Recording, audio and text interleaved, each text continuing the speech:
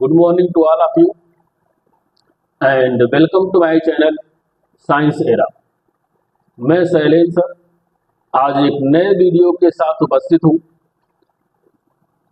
Energy stored in charge capacitor यानी संधारित्र में संचित ऊर्जा। जैसे किसी भी संधारित्र, ये क्या है? संधारित्र, ये संधारित्र है। इस संधारित्र में कितनी ऊर्जा संचित होगी उसका गणितीय निगमन हम लोग को निकालना है। तो जब किसी संधारित्र को हम आवेशित करते हैं यानी आवेश देते हैं, तो आवेश देने के लिए हमें कुछ कार्य करना पड़ता है और वही कार्य जो होता है वो संधारित्र में स्थितिज ऊर्जा के रूप में संचित हो जाता है और उसी को हम कहते हैं संधारित्र में संचित ऊर्जा। तो आइए टॉपिक लिखते हैं, संधारित्र में संचित ऊर्जा। संधारित्र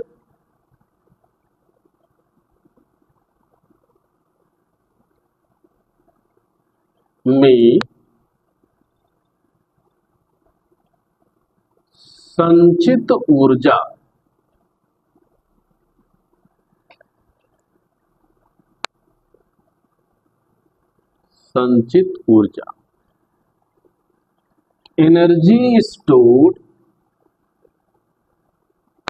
energy stored in charge capacitor.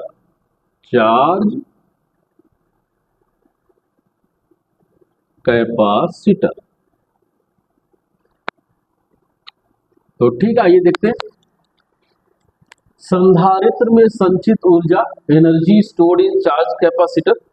जैसे कि हमने बताया कि ये क्या है? संधारित्र है। जब इस संधारित्र पर हम आवेश देते हैं यानी इस संधारित्र को हम आवेशित करते हैं, जैसे बोर्ड के साथ जब पंखे लगे होते, बोर्ड में के हेल्प से इलेक्ट्रिक अप्लायंसेस जैसे ट्यूबलाइट, फैन ऐसे लगते हैं। तो जो फैन होता है, पंखा होता है, उसमें संधारित्र लगा होता है। अब ये संधारित्र क्या करता है? आवेश को संचित करता है और संचित करने के बाद पूरे के पूरे आवेश को पंखे को दे देता है, जिससे पंखा जो होता है, पंखे को टॉर्क मिलता है और जिससे पंखा जो होता है वो घूमने लगता है। तो जब किसी संधारित्र को हम आवेशित करते हैं तब हमें कुछ कार्य करना पड़ता है और यह कार्य जो है वो स्थितिज ऊर्जा के रूप में संचित हो जाती है। तो आइए वही लिखते हैं कि जब किसी चालक को या जब किसी संधारित्र को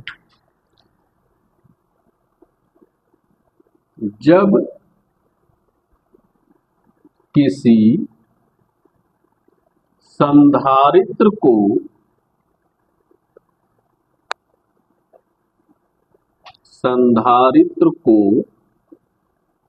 आवेशित किया जाता है, आवेशित किया जाता है, तब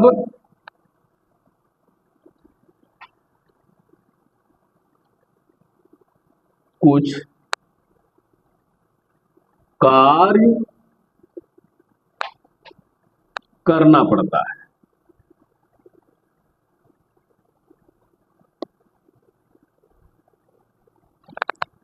यह कार्य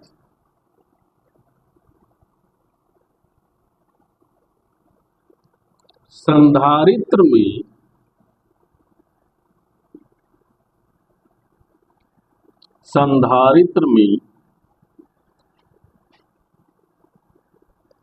स्थितिज ऊर्जा स्थितिज ऊर्जा के रूप में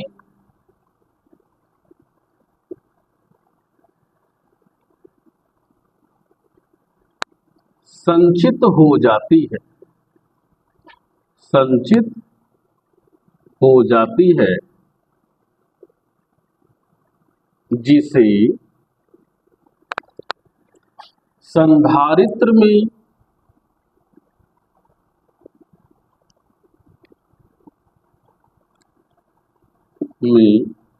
संचित ऊर्जा कहते हैं।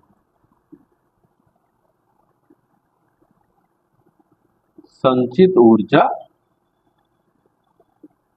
कहते हैं। इसे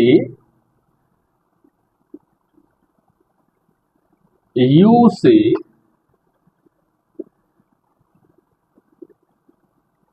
निरूपित करते हैं, U से निरूपित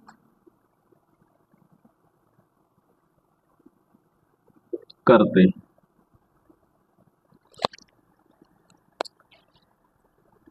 जब किसी संधारित्र को आवेशित किया जाता है तो आवेश देने में कुछ कार्य करना पड़ता है। जैसे ये एक संधारित्र है और इस संधारित्र को हमने एक इलेक्ट्रिक सोर्स यानी बैटरी से जोड़ दिया, ऐसे। तो ये माइनस है, प्लस है। जब इस पर हम संधारित्र है तो ये C है। जब इस सोर्स से हम आवेश देते हैं प्लस Q आवेश, कौन सा आवेश? प्लस Q आवेश, तो यह इसके सतह पर यूनिफॉर्मली यानी एक रूप से एक समान वितरित हो जाती है। दूसरे प्लेट पर इसके कौन सा? निगेटिव चार्ज आ जाता है। किससे? प्रेरण की घटना, विद्युत प्रेरण की घटना से। तो अब यहां पर यदि संधारित्र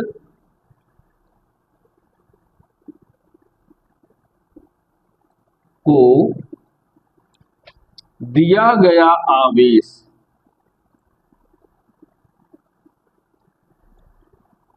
आवेश Q है तथा संधारित्र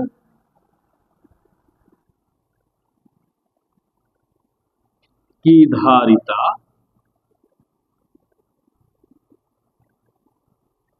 C है। संधारित्र की धारिता कितनी है? C है। तब U बराबर जो होता है वो कितना होता है? U बराबर, इसका एक फॉर्मूला आएगा 1/2 CV स्क्वायर। हालांकि CV स्क्वायर तो सबसे पहले Q इक्वल टू CV ऐसे होता है, यहां से जैसे CV इंटू V ऐसे कह सकते हैं। CV इज इक्वल टू क्या होता है? Q, तो पूरा क्या हो जाता है? QV। तो फाइनल फॉर्मूला जो हमारा आता है वो U equal to 1/2 CV square आता है। ये हम आगे बताएंगे, जिसको हम कहते हैं जूल। तो यही जो होता है वो संधारित्र की स्थिति ऊर्जा होती है।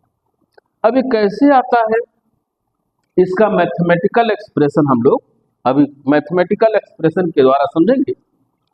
तो अभी इतना ही समझिए।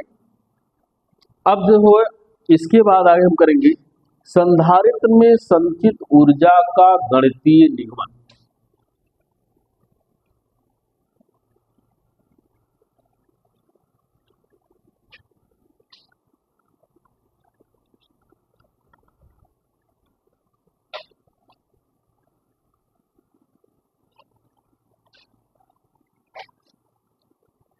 संधारित्र में संचित ऊर्जा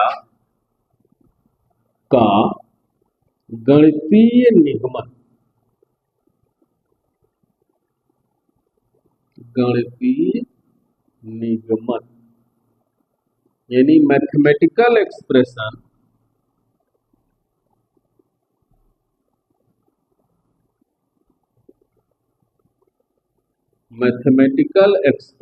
of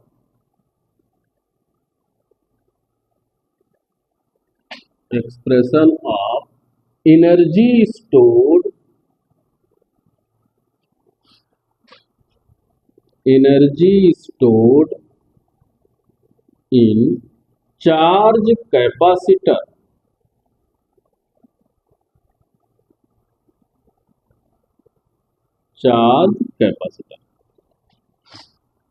energy stored in charge capacitor. तो आइए ठीक है इसे करते हैं। माना कि एक संधारित्र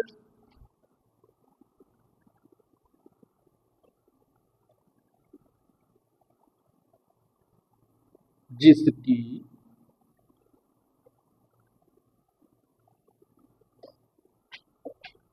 धारिता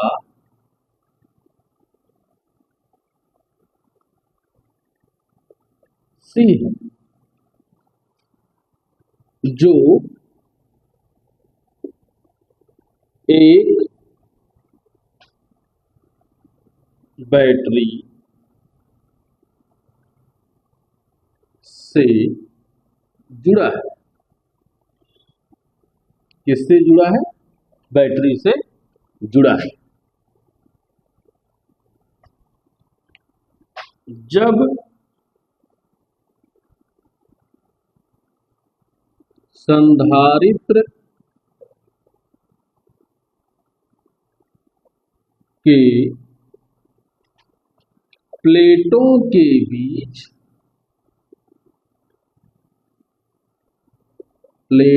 के बीच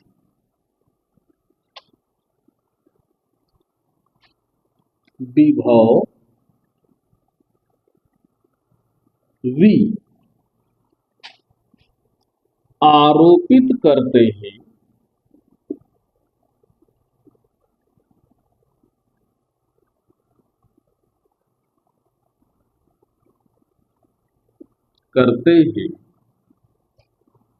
तब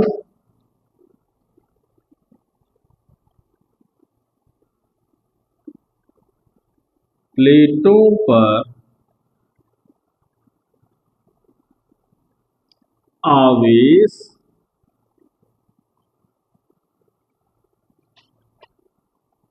Q आ जाता है।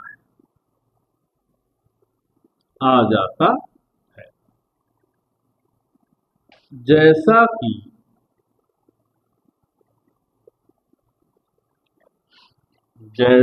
कि चित्र में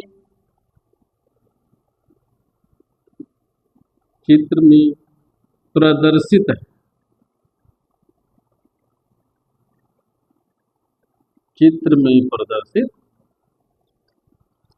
संधारित्र है जिसकी धारिता C है, जिसको हमने V बैटरी से जुड़ा है, और जब हम विभव V अप्लाई करते हैं यानी इस पे आरोपित करते हैं तो आवेश Q इसके विभव पर पहुंचता है। विद्युत प्रेरण से दूसरे प्लेट पर ऋणात्मक चिन्ह आ जाता है यानी ऋणात्मक आवेश आ जाता है। तो दोनों प्लेटों के बीच जो विभवांतर है वो कितना होगा? तो संधारित्र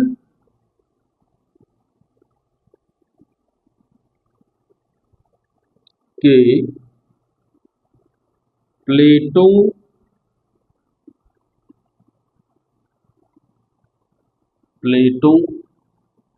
के बीच विभवांतर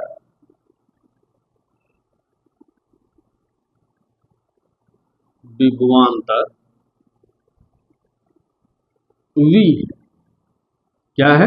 V। तो V इज इक्वल टू क्या होगा? Q upon C। Equation number first. अब यदि हम बहुत स्मॉल आवेश dq देते तो उस समय हमें जो कार्य करना, कितना कार्य करना होगा। तो यदि हम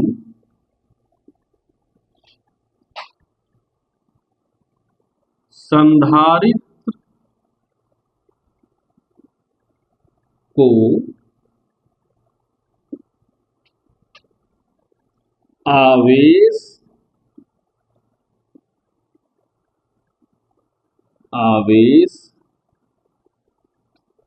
dq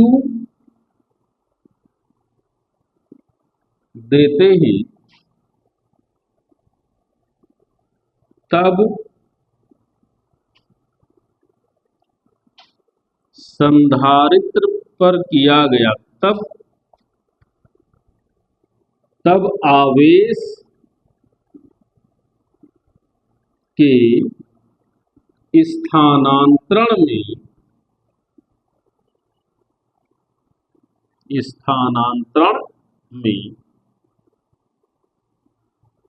किया गया कार्य dw, क्योंकि बहुत कम आवेश जब हम स्थानांतरित करेंगे तो हमें कार्य भी बहुत कम करना पड़ेगा। तो जो आवेश है, यानी आवेश के स्थानांतरण में किया गया जो कार्य है वो कितना है, dw है। अब dw इज इक्वल टू क्या होता है, dw हमने एक फॉर्मूला बताया होगा कि v is equal to w upon q। तो इस कंडीशन में जो dw होगा, यानी w इज इक्वल टू होगा v इंटू क्यू। ऐसे होता है, स्मॉल वर्क है और ऐसे कंडीशन ये भी स्मॉल होगा। तो dw is equal to v into क्या होगा, dq।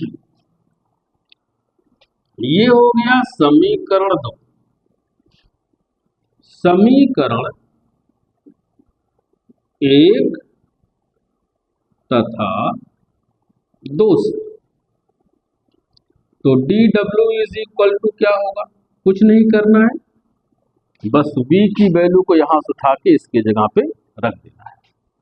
तो क्या होगा, q अपॉन c इंटू क्या हो गया, d। ये बहुत कम आवेश स्थानांतरण करने पर है। अगर हमको पूरा आवेश क्यों स्थानांतरित करना हो तो उसके लिए हमें क्या करना होता है, दोनों पक्षों का इंटीग्रेशन यानी समाकलन। तो दोनों पक्षों का समाकलन करने पर दोनों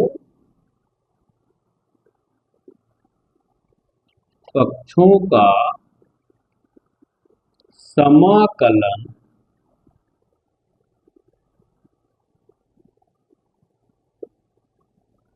करने पर, तो समाकलन करने पर यानी dw is equal to integrate 0 to w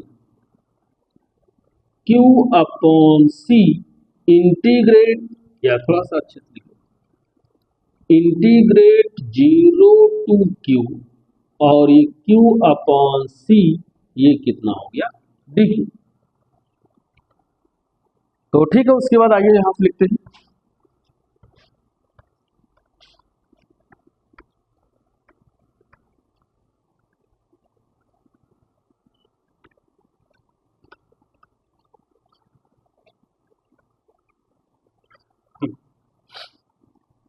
तो यहां पर जब हम इसको इंटीग्रेट करेंगे dw का तो ये क्या हो जाएगा, w। अपर लिमिट कितनी है 0, सॉरी अपर लिमिट है w, लोअर लिमिट है 0, तो कितना हो गया 0 टू w। यहां पर 1 अपॉन c इंटीग्रेट q और ये हो गया dq और ये हो गया 0 टू q, 0 टू q। हमने एक फॉर्मूला बताया था कि integrate x to power n dx की जो वैल्यू होती है वो x to power n+1 upon n+1। यहां पर जो इसका पावर है वो कितना माना जाता है, 1। तो ऐसी स्थिति में यहां पर तो हम वैल्यू रख लेते हैं w-0 और ये 1 अपॉन c, यहां पर होगा q टू पावर n+1, तो 1+1 अपॉन 1+1 और ये होगा 0 to 2। यहां पर क्या बच गया, w, और ये हो गया 1 अपॉन c और यहां पर हो गया q² अपॉन 2 और ये हो गया 0 to 2। अब हम करते क्या है, इस q की जगह पे अपर लिमिट रखते हैं माइनस इसी q की जगह पे लोअर लिमिट रखते हैं। तो w इज इक्वल टू हो गया 1 अपॉन c और ये हो गया q² अपॉन 2 माइनस 0 अपॉन 2, क्योंकि इसी की जगह पे अपर लिमिट माइनस फिर इसी की जगह पे लोअर लिमिट। तो ये w इज इक्वल टू होगा 1 अपॉन c और ये हो गया q² upon 2। implies that w is equal to 1 upon 2c और ये हो गया q²। योगी तो यहां से कुछ नहीं, बस ये 2 जो है यहां पर आ गया, बाकी q² वही। लेकिन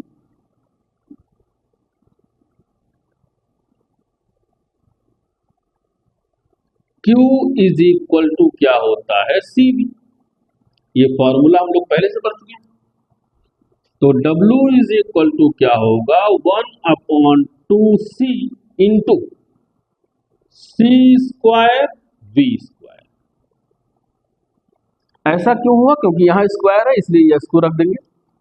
यहां पर c और c ये कैंसिल हो गया, तो w is equal to 1 upon 2c v², 1 upon 2c v²।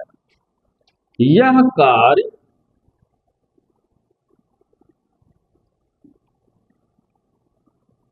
संधारित्र में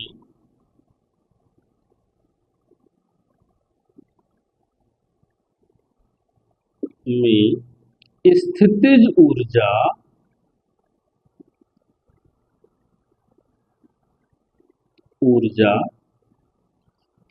के रूप में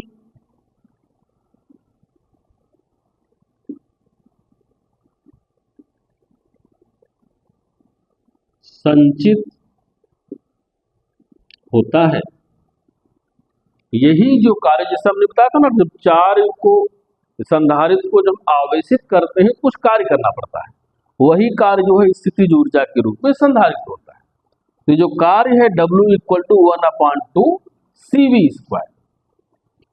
अब यहीं पर जैसे कि हमने कहा कि यह कार्य संधारित्र में स्थितिज ऊर्जा के रूप में संचित होता है, तो इसका मतलब है कि W इज इक्वल टू क्या हो गया, U, और U is equal to 1 upon 2cv²। ऊर्जा है, स्थितिज ऊर्जा है, तो इसका जो यूनिट होगा वो क्या होगा, जूल। तो ये हो गया संधारित्र में संचित ऊर्जा। तो इस प्रकार हम लोगों ने आज देखा कि संधारित्र में संचित ऊर्जा की परिभाषा क्या है और संधारित्र में संचित ऊर्जा, संचित स्थितिज ऊर्जा का गणितीय निगमन क्या है। उम्मीद है कि समझ में आया होगा, और इन केस अगर नहीं समझ में आता है तो कमेंट में जरूर बताइए, और अगर चैनल में नए हैं तो इसको सब्सक्राइब कर सकते हैं, क्योंकि आने वाले समय में पूरी फिजिक्स जो है वो इसी YouTube चैनल पे प्रॉपर तरीके से बोर्ड के एग्जामिनेशन पॉइंट ऑफ व्यू से मिलेगा, और जिसमें जो प्रॉपर नोट्स मिलेगा, आपको कहीं पर अलग से सोचने की जरूरत नहीं पड़ेगी। तब तक के लिए धन्यवाद, अपना ख्याल रखिए, और उम्मीद है कि आने वाले वीडियो में हम एक नए टॉपिक के साथ मिलेंगे। तब तक के लिए जय हिंद।